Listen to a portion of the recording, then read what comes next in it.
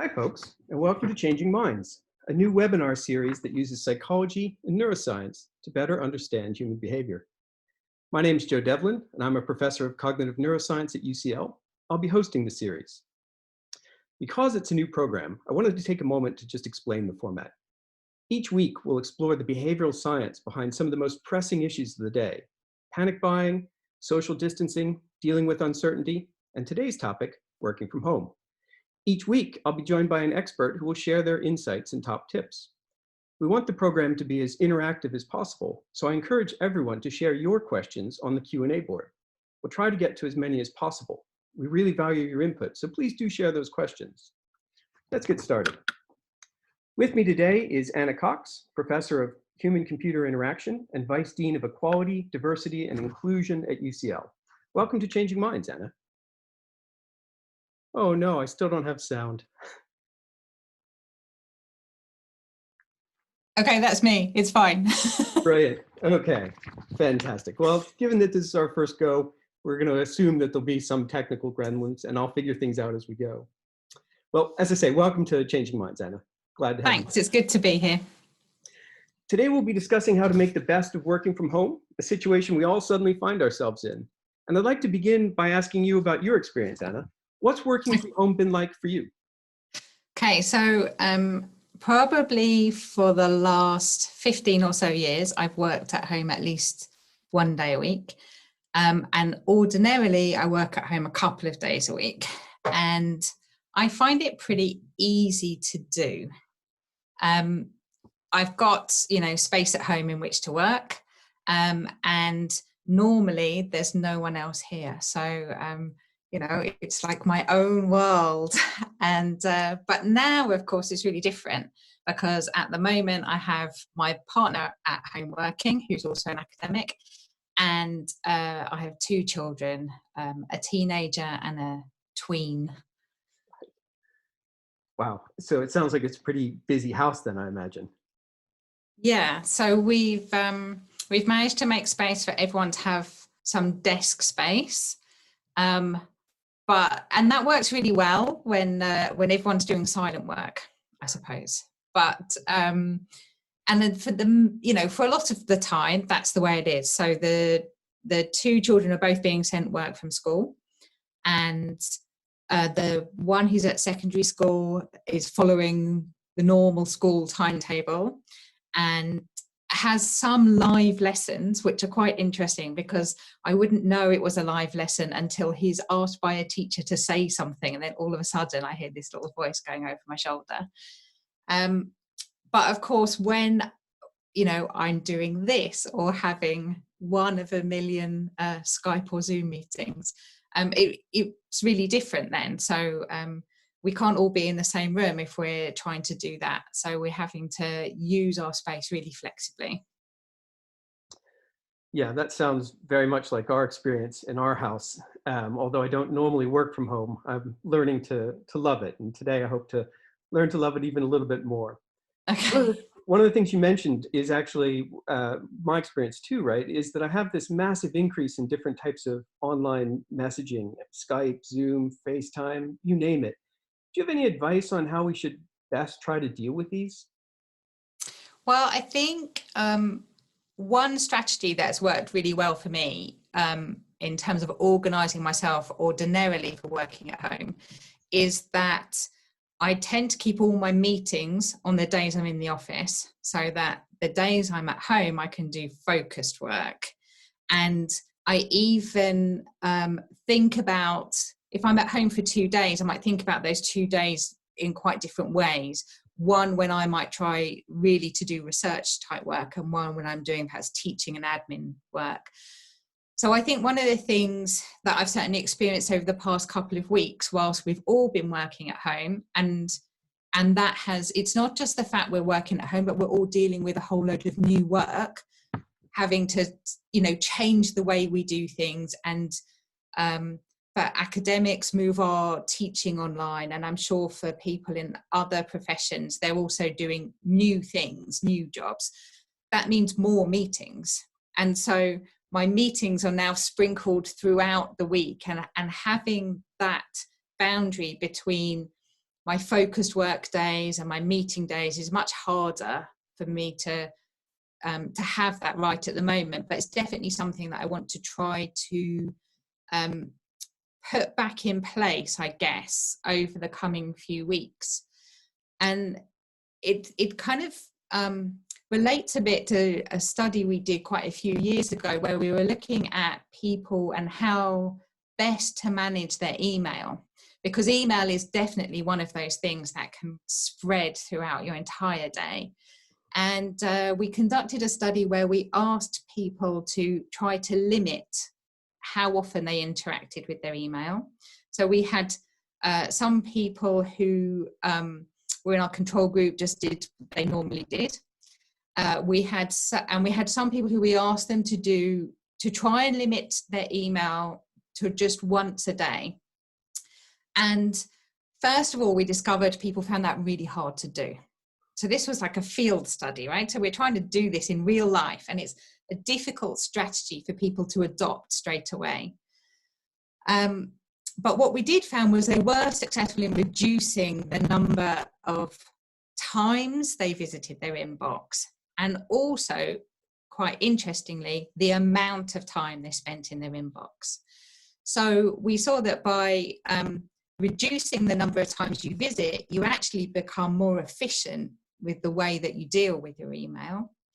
And this has an extra bonus, if you like. So the fewer times that you interrupt yourself by going to look at your email, the fewer times you have to return back to your primary task, the thing that you were supposed to be working on. We know that every time you interrupt yourself and you come back, there's a time cost to trying to get back into where you were. So if you minimize the number of times you interrupt yourself, you're going to not only be more efficient dealing with your email, but also be more efficient at getting on with your primary task. Oh, fantastic. So if you can limit that kind of multitasking, of which probably we don't think of email that way a lot, but it is, right? You're switching from what you're doing to something else. Then you're going to improve productivity across the board. Yeah. And so we would expect that kind of finding to generalize to other types of task switching as well. So we've done lots of studies looking at task switching, both in the lab and in the field. And yeah, we see the same picture across lots of different scenarios, that the fewer times you are interrupted or you self-interrupt, the better. Fantastic. All right. And I assume that applies just as much to meetings, right? Yeah, exactly. So that's why I think that if you can try to get all your meetings on one day and not have them scattered throughout your week, it gives you, some clear time then to think about what you're going to do on those other days, and have those sort of like really have time to concentrate on the stuff that you feel is important. Yeah, that makes a ton of sense, and it sort of feels like my experience too. Mm-hmm. I wanted to ask you about another recent study that you ran. So you had a study that you looked at working from home in crowd workers, and you gained some, insight again in this field study about what their insights are. And I wondered if you could tell us about that. I wonder if you wouldn't mind starting by just explaining what is a crowd worker. Sure. So there are lots of different crowd workers. But the people we were looking at were people who worked on a particular platform called Amazon Mechanical Turk. And these people are paid to do small bits of work. Lots of their work involves labeling photographs. For example, when Amazon want to put on a new product, they have lots of images of their products that they want on their website, and they basically got humans to do this labeling task. So it's something you can make into a really tiny task, and then you can pay people a really tiny amount of money to do it. And these people also do other types of tasks. So they might be transcribing from scanned documents or filling out questionnaires. And in fact, a lot of psychology studies are done using these kind of online work platforms. But we conducted a study where we asked people to fill out a questionnaire telling us about their work environment. We gave them a series of different questionnaires in our survey, including questionnaires that help us understand how they manage their work-life boundaries, how stressed they feel about their work, and so on. And since then, we've also done further studies where we have been we've asked people to take a screen recording of themselves working, so we can actually see what they're doing when they're working. And we found all sorts of interesting things, particularly around the challenges that they experience in working at home. So lots of these people work at home, not all of them. Some of them are also doing another job. So for example, imagine someone who sits on the reception desk at a building. When they haven't got people coming in and out, they might sit there working on an Amazon Mechanical Turk as well. So these people are often switching between between different tasks in that kind of situation. And they are also trying to keep an eye on what other work is coming up.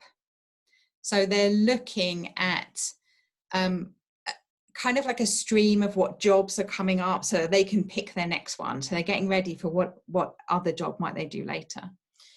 And when we looked at what they did and how they managed everything, we saw that as well as this sort of multitasking thing that we saw going on, there were all sorts of other distractions they had in their environment.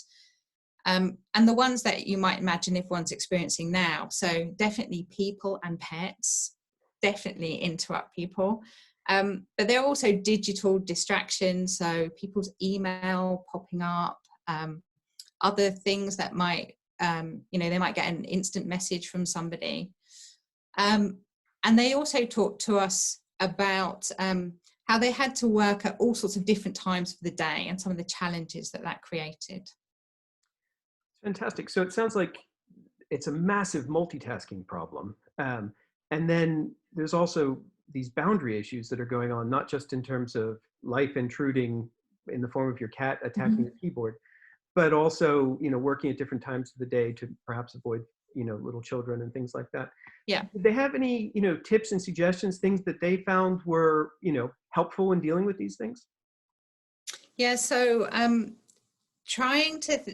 think some of the strategies that they had for fitting work and non-work together are kind of quite useful for us to look at the moment.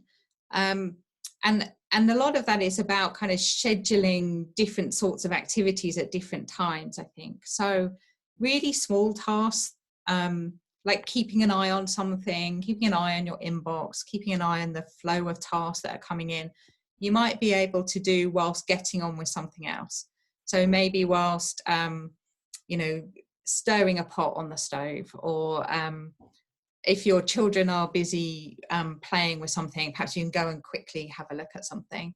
But to really get on and do a piece of work over that's going to take up some time, even if it's 15 or 30 minutes, you need to schedule that. And try to minimize the distractions that are going to occur at the same time. But I think one of the things that was really obvious with these people was that because they're always on the lookout for new work, it's quite hard for them to really disconnect from work. And this challenge with disconnecting is something that lots of people experience when they have email on their phone. So if your phone beeps and tells you you've got another message, you think, oh, I'll just have a look. And as soon as you're in there, you're now looking at all of these other things. And so you get this situation where the boundary between home and work becomes really blurred. Like, are you having work time now, or is this home time? And that's definitely something that not only have we seen with these people, but also in some of our other studies that we've done with both academic staff and professional services staff at UCL. So we've seen exactly the same kinds of challenges experienced by those people. And And we've been able to learn from them some of the things that work for creating boundaries where you want to have them and maintaining them. So one thing is to, if you're fortunate enough to have multiple devices, then you might think about keeping one device for your work stuff and another device for your home stuff. So whilst we're all at home at the moment, that might mean doing something like taking work email off your phone so that you're only going to look at it when you sit down at your computer. And you kind of use the device to create this boundary and to separate these different parts of your life. But you can also use apps and accounts for doing this. So if you want to separate your work email from your personal email, or your work social media account from your personal social media account, then having different apps or even just having separate accounts can really help you sort of create those different parts and keep them separate from each other. And we were interested to see that people who have different boundary management styles, so there are some people who quite like to blur the boundaries, they don't mind that at all, and other people who really like things separate. So we were able to see these differences there, and we were interested to know whether the practices of the people who keep things separate might be useful for the people who are struggling with boundary management. And we've run workshops and also created some digital resources for people to learn how to implement these strategies.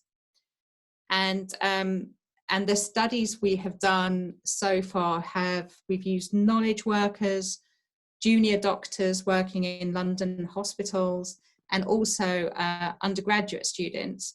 And we've seen really positive impacts of people adopting these strategies when we've done measures of well-being and boundary management. So these are definitely things that we can learn to do and that we could expect to have some positive impact on how we're feeling. Yeah, that sounds excellent, and a really nice kind of concrete suggestion in terms of how to benefit. I'm just wondering, I mean, a lot of this is very digital focused and it's all about being connected. Do you recommend to people that they do like digital detox? Well, digital detox is sort of that phrase really has a kind of negative connotation, I think, because I think it is often put forward by people that think that digital is bad for you. And we see this a lot in the newspapers and so on, telling us that we should spend less time online.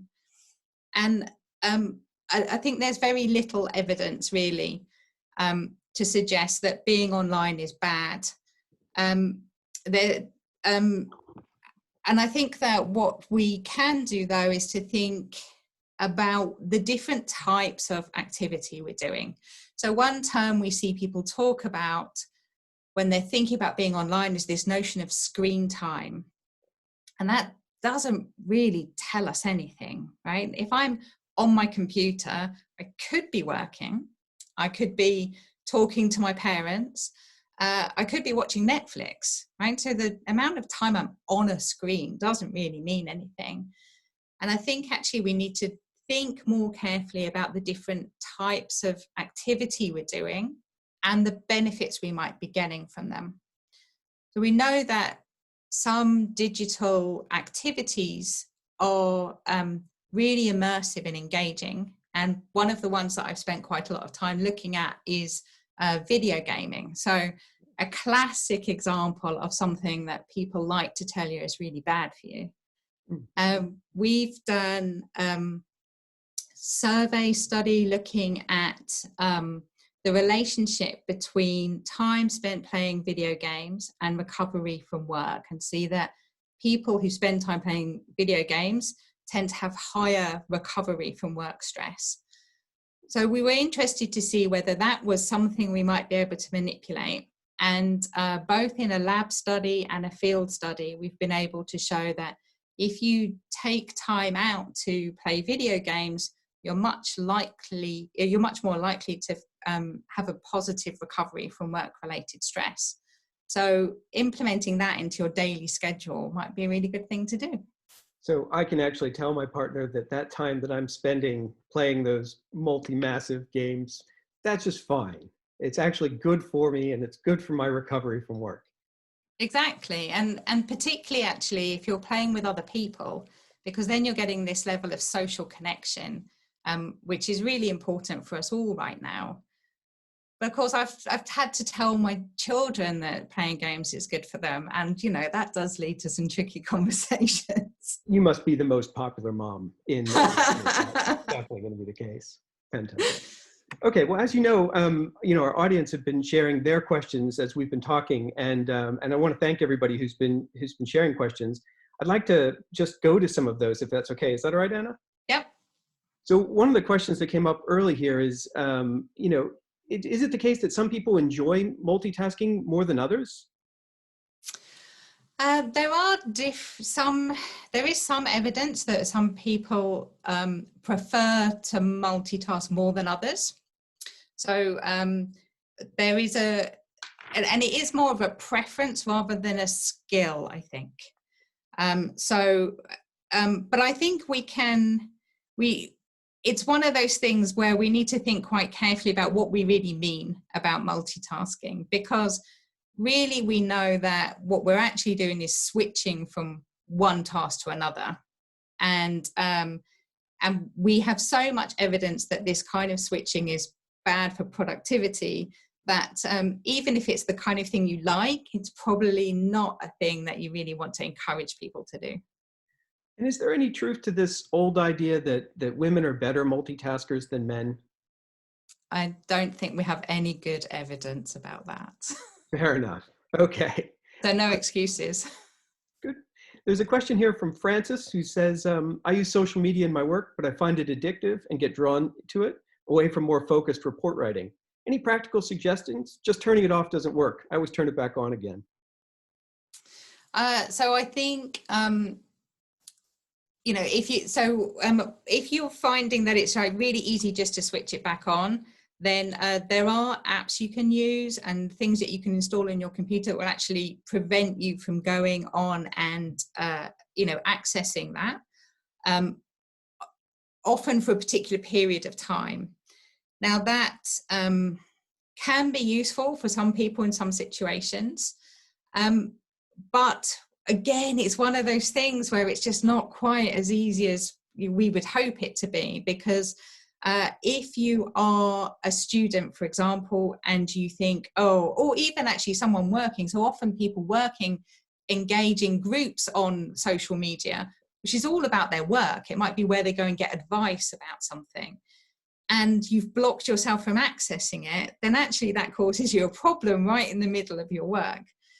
So, there are a whole load of apps available that you can go and use, but sometimes I think you might be better off just saying, okay, if I keep access to my social media on my phone, and then I'll put my phone a little bit further away from me, or maybe I'll leave it upstairs. And that boundary, like that extra effort you have to make to go and get it, means that you have to be sure that you really want to engage in it. So I think little tricks like that can be really helpful. Makes sense. Nice little life hacks.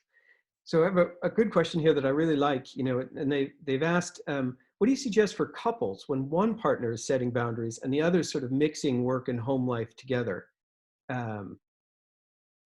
It's difficult, isn't it? I think it's about, I feel a bit cautious advising people about what they should negotiate with their partners. But I think it is about that negotiation, isn't it? Because sometimes if you're trying to disconnect from work and the person sat next to you on the sofa is doing their work, you feel sort of dragged into work, or maybe a pressure that you should be working. So perhaps negotiating time in when we will be working and time when we won't might work. But yeah, that's a really tricky one. And it's interesting in the sense that it speaks to differences in the way people see boundaries, right? Like for me, I really like sharp boundaries, and my partner is a little bit more flexible than I am, let's say. So I really resonate with that question. And it does become an interesting sort of negotiation and communication challenge between us to just sort of make some plans that work there.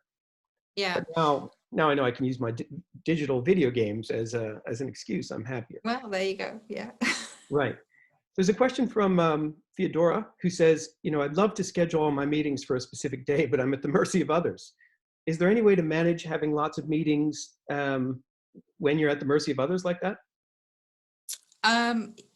Yeah, but they are things that, so there are things you can do, but it doesn't always work for everybody. So, for example, one thing you could do if you want to have some focus time without meetings is to schedule the time in your diary. So you've blocked it out. So then no one else can put a meeting in there. Now, if you work somewhere where everyone has access to your diary, you can't do what I do, which is just put an empty block in that time, right? Because people will look at it and think, well, that doesn't say anything. And they might try and schedule stuff over the top.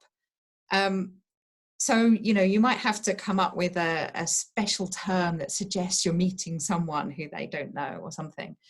But yeah, just like trying to do that, or if you're depending on what your team is like or what position you have in that team, you might be able to set up normal practices within your work team, so that maybe we always say we try not to have meetings on Fridays or something like that. There's a question here from Ritu. My apologies if I didn't quite pronounce that correctly, saying, does having physical boundaries, so separate places to work, have any impact on your productivity? And if so, what happens if you don't? Yeah, so certainly having the physical boundary is the thing that certainly in recent times is a very normal way for people to work, that they go out to work and they come home. Now, of course, within history, it hasn't always been like that. There have always been people who work from home. And right now, I think the thing that is challenging is that we have been forced into this new situation. We're having to adapt to it. Because people do find these boundaries often useful, I think when you're trying to adapt to it, you have to realize that that's going to take a bit of time and that you need to find strategies to manage it. So if your home is big enough that you can have a space that is just for work, that might work really well. People use their sheds, they use cupboards, all of those sorts of things. If you can't do that, but you still finding it difficult, seeing your computer in the corner, you still feel like this pull to work. Even things like putting it in a drawer, covering it with a blanket, all of those things just to hide it away might be really useful. So definitely trying that physical boundary thing in the confined space of home might still work. And I think we have time for one more question. There's one here from Elizabeth who said, when we do all our work virtually, is there a risk that we miss out on the relationship building chat on the way to the meeting room or to the elevator? And if so, what's the consequence? Well, yeah, so I think whilst digital is really brilliant at some things, so we wouldn't be able to do this, right, without digital. And it does get us really close to face-to-face communication a lot of the time. But there are things that don't work quite as well. So yes, we definitely miss out on those water cooler moments. Lots of people are trying things at the moment, like having coffee together. And I think that's the kind of thing you can try and do. Or you can, you can try and schedule sort of the walking time, I guess, between meetings. You could try and schedule that and have catch-ups with people. I think one of the things that's really difficult with the online meetings that we're having is that we're often switching from one to the other really quickly. So this one ends and then the next one's going to start in 5 minutes. And trying to give yourself a bit of breathing space, either to be on your own for 5 minutes or to have a quick phone call before your next meeting, might give us that kind of connection with people. That makes a ton of sense. And I should say, my apologies if we didn't get to your question, but sadly we've run out of time. I'd really like to thank my guest, Anna Cox, for sharing her insights and information. I've certainly learned a lot, and I hope that others have too. Please join us again next week when we have Professor Nicola Rahani here, and she'll be speaking about the onion of cooperation. And I think at least, am very curious to hear how cooperation is like an onion. So I'm looking forward to that. Thanks again, Anna. We really appreciate it. It's been fun. Thanks for having me. My pleasure.